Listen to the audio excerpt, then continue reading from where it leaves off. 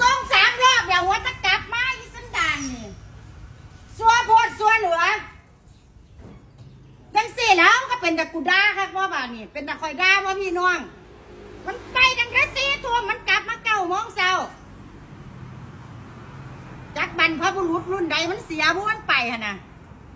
วันนี้ไปซ่องมึงเขาเฮ็ดหยังซัวขาขาหยอกใส่มึง